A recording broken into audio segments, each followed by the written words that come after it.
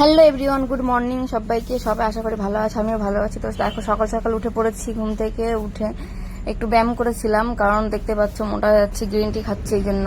তো সেই green tea খেলে তো আর কাজ দেবে না, তো একটু এক্সারসাইজও করতে হয়। সকালবেলা উঠে এক্সারসাইজ করার পর তো ঘরমর ঝাড় দিচ্ছি।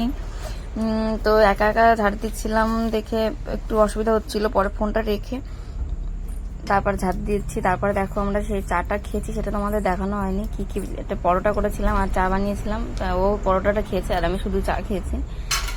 আর তো দেখো সেটাই আমি যে পরোটা বানিয়েছিলাম সেই বাটিটা নিয়ে এখন ধুবো। এখন তো ধোয়া যাবে না, পরে ধোবো, সেটাই আমি রাখতে যাচ্ছি। তো এরপর কি রান্না করব সেটাই ভাবছিলাম। তো তো দেখি চা বানিয়েছি, সেটাই তোমাদের বলছি, এটাই চা বানিয়েছি। তো এটা ফেলা হয়নি, তো এটা নিচে রেখে দিলাম। তো এখন গ্যাসটা তো সকালবেলা মুছেছি একবার, তারপরে আবার একটু মুছতে হয়। তো এবার গ্যাসটা একটু মুছছিলাম। মানে বন্ধুরা, যেখানে রান্না করবো সেটা যদি পরিষ্কার না থাকে ভালো লাগে বলো দেখতে?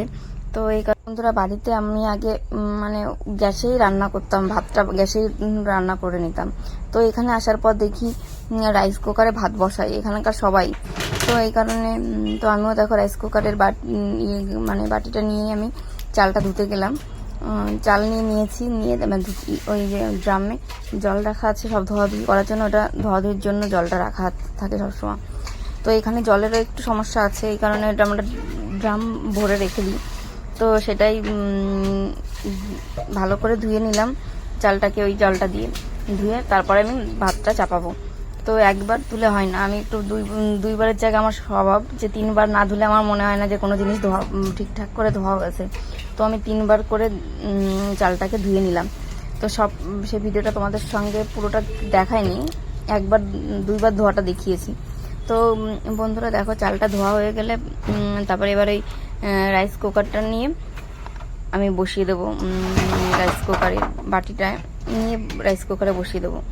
তো তোমরা দেখতে থাকো ভিডিওটা, আশা করি তোমাদের ভালোই লাগবে। কারণ আমি একা একা সেভাবে ব্লগ ভিডিও বানানো হয় না, বড় ভিডিও। তো আমার না বলতে গেলে একটু অসুবিধা হয়ে যায়, যদি কোথাও ভুল হয়ে থাকে আমাকে প্লিজ একটু বলে দিও যে এখানে ভুল হয়েছে। কারণ ব্লগ ভিডিও বানাতে গেলে আমার একটু কথা কেটে কেটে কেটে বেঁধে যায়। তো তোমরা প্লিজ কোনো কিছু মাইন্ড করো না কিন্তু। তো দেখো আমি এবার ঢাকনাটা দিয়ে কারেন্টে বসিয়ে দিলাম। এবার সুইচটা দিয়ে দিয়েছি, তো ভাতটা এখনই হয়ে যাবে। তো এখন কি রান্না করব সেটাই ভাবছিলাম, যে ওকে তোমাদের দাদাভাইকে বলেছিলাম একটু মাংস নিয়ে আসতে। তো মাংস আনবে, সেই জন্য আমি অপেক্ষা করে বসে থাকবো।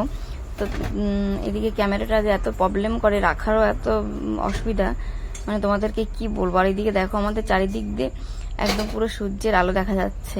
তো কড়াইটা এখন বসিয়ে দিয়েছি, ভেবেছিলাম যে মাছটা ভাজবো, তো আর ভাজা হবে না, কারণ ও বলেছে মাংস নিয়ে আসবে। তো দেখো টক শাক দিয়ে আছে, এই টক শাকটা আমার ফেভারিট। এটা কি শাক তোমরা বলো তো, তোমরা কে কে ভালো খাও? আমার তো খুবই ফেভারিট। আমি প্রতিদিন মানে আমি এটা রেখে দিই, এটা দেখলে আমি প্রতিদিন মানে আমি বাদ দিই না নিয়ে কোনোদিন, মানে নিয়ে আমি প্রতিদিনই হোক রান্না করবই। এমনকি মাছ না পেলে শুধুও রান্না করি, মানে আমার এত ভালো লাগে।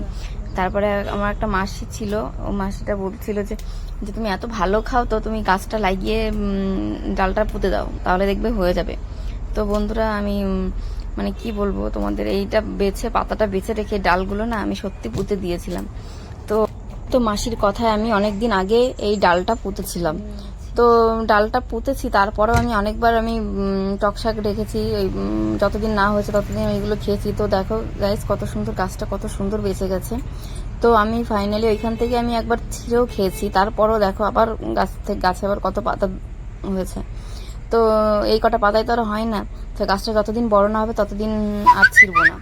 তো তোমাদেরকে তো বলেই দিয়েছি যে আজকে কি কি রান্না হবে সবটাই বলেছি। তো আজকের মতো ভিডিওটা এই পর্যন্তই। তো আজকের মতো টাটা, ভালো থেকো, সুস্থ থেকো সবাই।